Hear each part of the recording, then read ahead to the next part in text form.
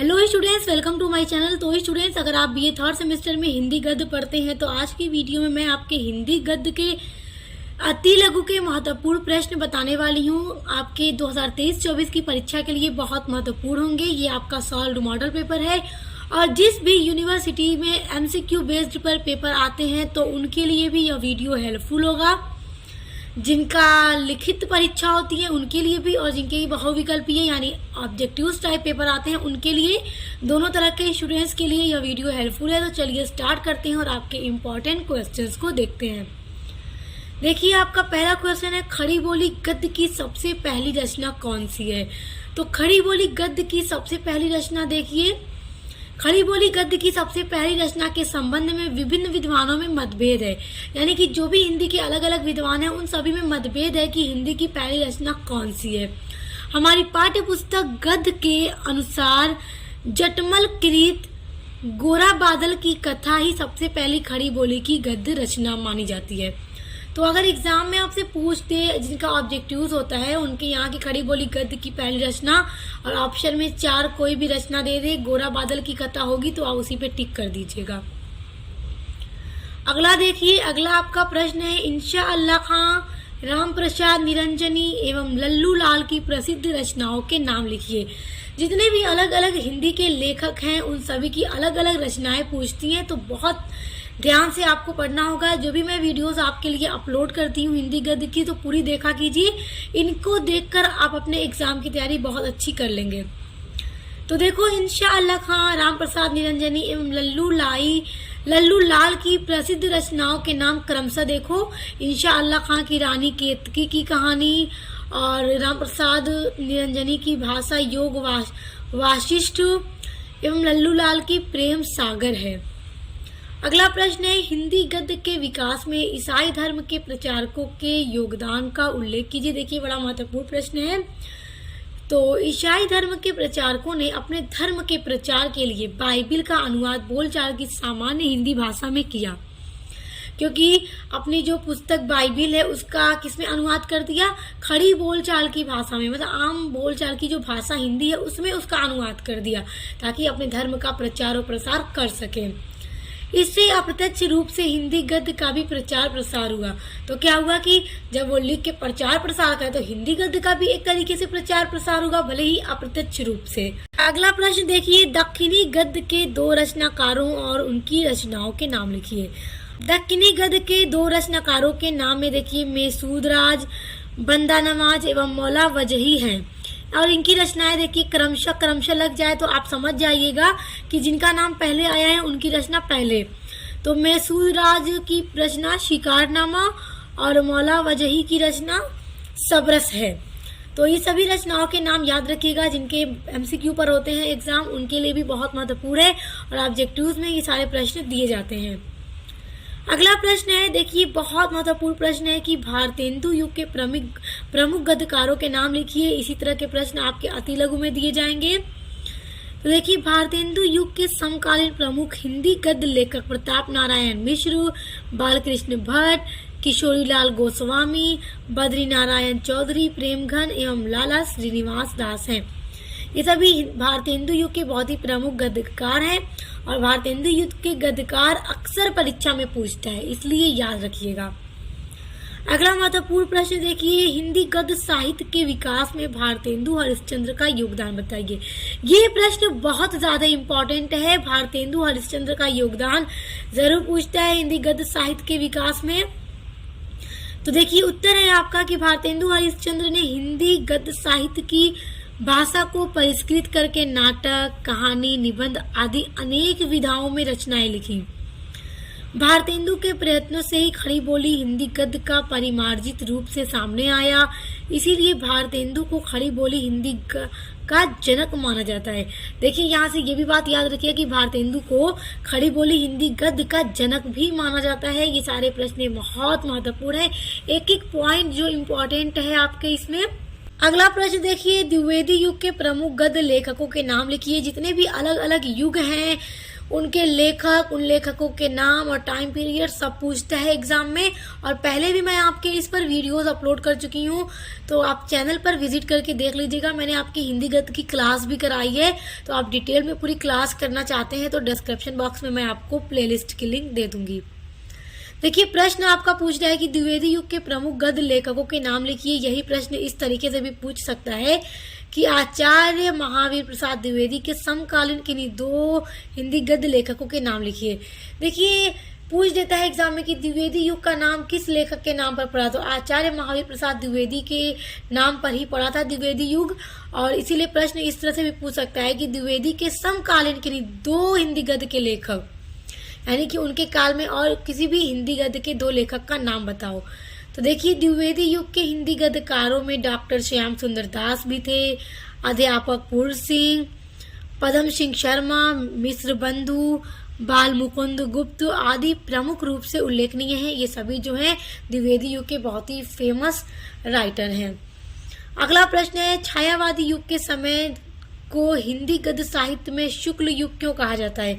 अब देखो, ये बड़ा महत्वपूर्ण प्रश्न है कि छायावादी युग के समय को हिंदी गद्य साहित्य में शुक्ल युग क्यों कहा जाता है।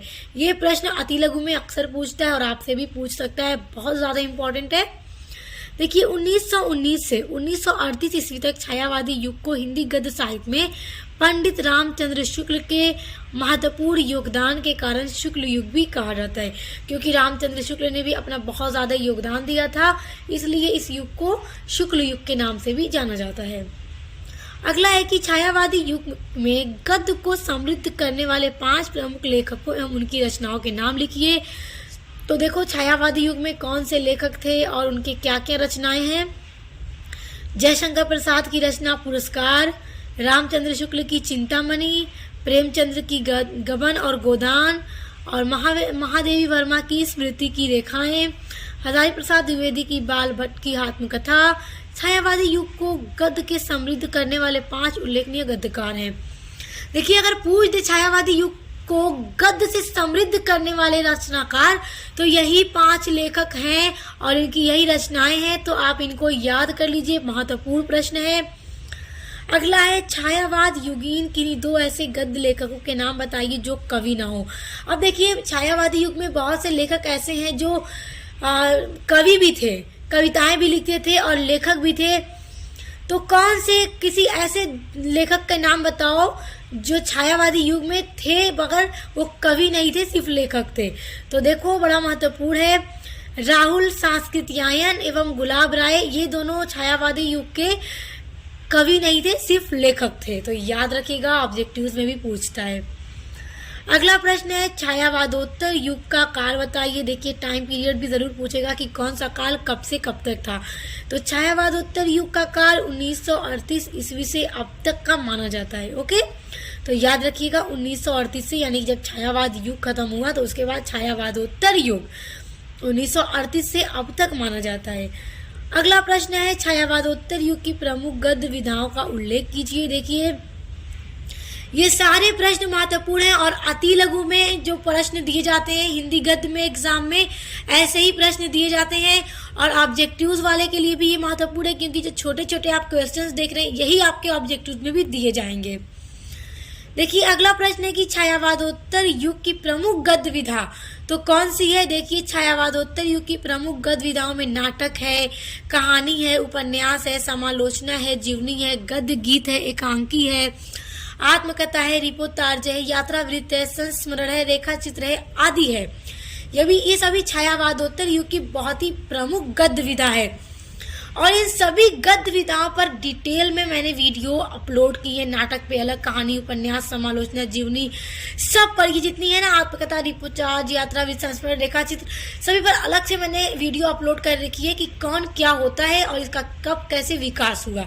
तो सारा कुछ आपको डिटेल में पढ़ना है तो डिस्क्रिप्शन बॉक्स में दी गई लिंक पर विजिट कीजिएगा। अगला प्रश्न देखिए, छायावादोत्तर युग के किन्हीं गद्य की हिंदी गद्य की प्रमुख विशेषताओं का उल्लेख कीजिए। ये बहुत महत्वपूर्ण है और पूछता है, क्या पूछता है कि छायावादोत्तर युग के हिंदी गद्य की प्रमुख विशेषताएं।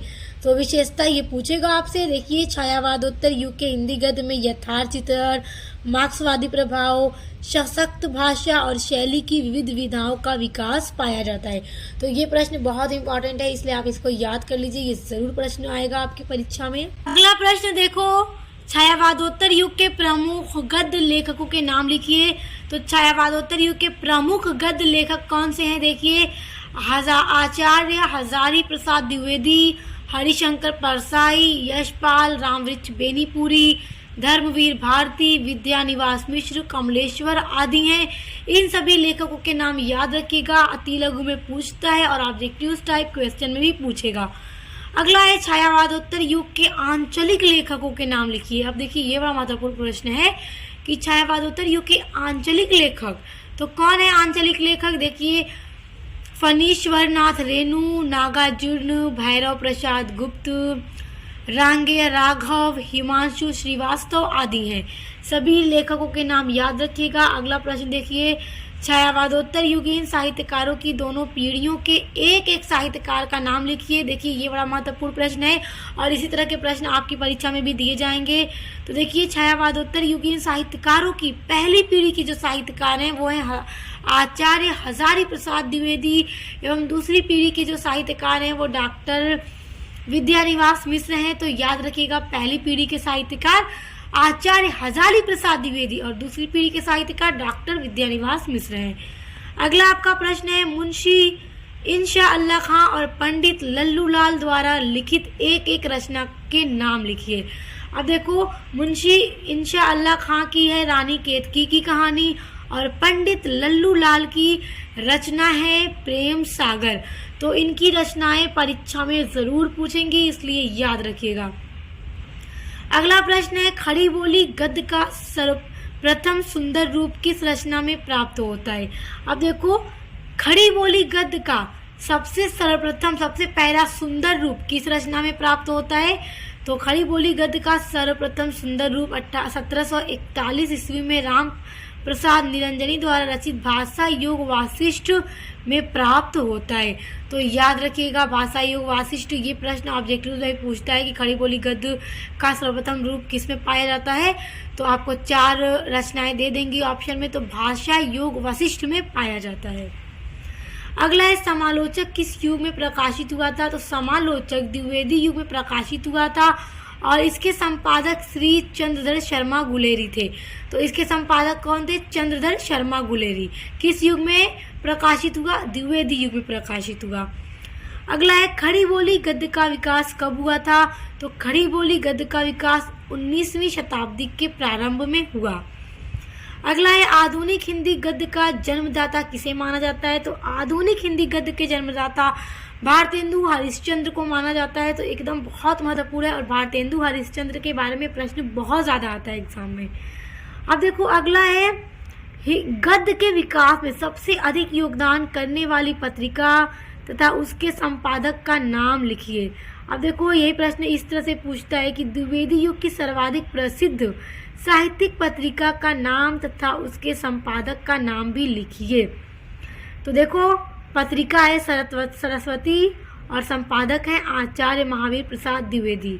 तो देखो, सरस्वती पत्रिका के संपादक जरूर पूछता है एग्जाम में, ऑब्जेक्टिव में भी पूछता है। तो आचार्य महावीर प्रसाद द्विवेदी हैं और ये भी पूछ देता है कि सरस्वती पत्रिका किस युग में प्रकाशित हुई? तो द्विवेदी युग में प्रकाशित हुई थी। अगला प्रश्न देखो, सरस्वती पत्रिका का प्रकाशन कब शुरू हुआ? इसका संपादक कौन था? तो सरस्वती पत्रिका का प्रकाशन 1903 ईस्वी में शुरू हुआ था और इसके प्रकाशक कौन थे? संपादक कौन थे? आचार्य महावीर प्रसाद द्विवेदी थे इसके संपादक। तो इसका सन याद रखिएगा, 1903 ईस्वी में ये प्रारंभ हुआ था। स्टूडेंट्स देखो, आपके सिलेबस में हिंदी गद्य की विधा जो निबंध है इसको भी पढ़ना है और आपके सिलेबस में ये प्रिस्क्राइब्ड है और इस पर डिटेल वीडियो पूरी क्लास मैंने करवा दी है। तो निबंध से जुड़े कुछ महत्वपूर्ण छोटे अति लघु प्रश्न हैं इम्पॉर्टेंट जो आज मैं आपको बताने वाली हूँ। तो चलिए देखिए, और जिनका ऑब्जेक्टिव टाइप पेपर होता है उनके लिए भी महत्वपूर्ण है क्योंकि छोटे छोटे प्रश्न हैं जो निबंध से जुड़े हैं और एग्जाम में पूछते हैं। देखो, पहला प्रश्न है कि हिंदी के प्रमुख भावात्मक निबंधकारों के नाम लिखिए। तो प्रश्न पूछ देगा कि भावात्मक निबंधकार कौन है हिंदी के प्रमुख? तो देखो, वियोगी हरि हैं, सरदारपुर सिंह है, रघुवीर सिंह है, महादेवी वर्मा है और रामवृक्ष बेनीपुरी है। तो ये हिंदी के प्रमुख भावात्मक निबंधकार हैं, तो इनके नाम याद रखिएगा। अगला प्रश्न है भारतेंदु युग के प्रमुख निबंधकारों के नाम लिखिए। या फिर देखो ये प्रश्न इस तरह से पूछ सकता है कि भारतेंदु को छोड़कर भारतेंदु युग के किन्हीं 2 साहित्यकारों के नाम लिखिए। क्योंकि अगर देख ये पूछ दे भारतेंदु युग के किन्हीं 2 निबंधकारों के नाम लिखिए तो बच्चे सोचेंगे चलो भारतेंदु हरिश्चंद्र हो गए भारतेंदु युग के, उसके अलावा एक का लिख देंगे। तो एग्जाम में थोड़ा सा इस तरह से आपको फंसाने के लिए भी पूछ देता है प्रश्न कि भारतेंदु को छोड़कर भारतेंदु युग के किन्हीं 2 निबंधकारों के किन्हीं 2 साहित्यकारों के नाम बताओ। तो याद होगा तभी तो निबंधकार या साहित्यकार पूछे। देखो तो भारतेंदु हरिश्चंद्र भी एक हैं, फिर बालकृष्ण भट्ट हैं, पंडित प्रताप नारायण मिश्र हैं, बाल मुकुंद गुप्त आदि हैं। तो छोटा छोटा सिंपल सा नाम है, एकदम अच्छे से याद कर लीजिए, एग्जाम में आएगा लिख दीजिएगा। तीसरा प्रश्न देखो द्विवेदी युग के प्रमुख गद्य लेखकों के नाम लिखिए। द्विवेदी युग के किन्हीं 2 गद्य लेखकों के नाम लिखिए। देखो प्रश्न दोनों तरीके से पूछेगा। तो द्विवेदी युग के प्रमुख गद्य लेखकों का नाम है आचार्य महावीर प्रसाद द्विवेदी, अध्यापक पूर्ण सिंह, श्याम सुंदर दास, पंडित पद्म सिंह शर्मा, चंद्रधर शर्मा गुलेरी, गोपाल राम गहमरी आदि हैं। अगला प्रश्न है अध्यापक पूर्ण सिंह किस युग के निबंधकार हैं। तो किस युग के निबंधकार हैं, ये द्विवेदी युग के निबंधकार हैं, याद रखिएगा, बहुत महत्वपूर्ण प्रश्न है। अगला है पंडित पद्म सिंह शर्मा किस युग के लेखक हैं। तो ये भी द्विवेदी युग के लेखक हैं। इसी तरह के प्रश्न ऑब्जेक्टिव्स में आएंगे। अब देखिए अगला है चिंतामणि के लेखक का नाम बताइए। चिंतामणि के लेखक कौन है, आचार्य रामचंद्र शुक्ल हैं। अगला है कुछ प्रगतिवादी निबंधकारों के नाम लिखिए। देखिए बहुत महत्वपूर्ण प्रश्न है। प्रगतिवादी निबंधकार हैं doctor Ramvilas Sharma, doctor Namvar Singh, doctor Dharamvir Bharati, Rangeya Raghav, Rajendra Yadav, Shiv Prasad Singh, Ramdhari Singh Dinkar आदि प्रमुख प्रगतिवादी निबंधकार हैं। अब देखो अगला है द्विवेदी युगीन किन्हीं 2 निबंधकारों के नाम लिखिए। तो द्विवेदी युगीन कोई 2 निबंधकार में आचार्य महावीर प्रसाद द्विवेदी हैं और दूसरे अध्यापक पूर्ण सिंह हैं। अगला प्रश्न देखो छायावादी युग के निबंधकारों के नाम लिखिए। छायावादी युग के निबंधकार प्रश्न जरूर पूछता है। तो छायावादी युग के निबंधकारों में आचार्य हजारी प्रसाद द्विवेदी हैं, महादेवी वर्मा हैं, रामवृक्ष बेनीपुरी हैं, शिव पूजम सहाय हैं, रामधारी सिंह दिनकर हैं। और देखिए ये सभी बहुत ही महत्वपूर्ण निबंधकार हैं, याद रखिएगा छायावादी युग के। अगला प्रश्न है छायावादोत्तर युग के निबंधकारों के नाम लिखिए। तो छायावादोत्तर युग के निबंधकारों में डॉक्टर विद्यानिवास मिश्र, वासुदेव शरण अग्रवाल, डॉक्टर नगेंद्र कुबेरनाथ राय आदि ये सभी छायावादोत्तर युग के निबंधकार हैं। तो स्टूडेंट्स देखिए चाहे आपका अति लघु लिखित परीक्षा होती हो या आपका ऑब्जेक्टिव्स हो, तो अति लघु में या ऑब्जेक्टिव्स में ऐसे ही प्रश्न दिए जाएंगे, याद रखिएगा। क्योंकि जो लेखकों के नाम है, लेखकों की रचनाएं हैं, उनका युग, ये सारे प्रश्न बहुत महत्वपूर्ण है। और आप क्लास करना चाहते हैं तो मैं आपको डिस्क्रिप्शन बॉक्स में लिंक दे रही हूँ, तो वहाँ पर विजिट कीजिए। और आगे मैं इसमें और भी जो आपकी विधाएं हैं हिंदी गद्य की, उससे जुड़े भी छोटे प्रश्न अपलोड करूँगी और जो आपके लिए महत्वपूर्ण होगा। तो चैनल को सब्सक्राइब करके बेल आइकन को प्रेस कर लीजिए। तो अब मिलते हैं नेक्स्ट वीडियो के साथ।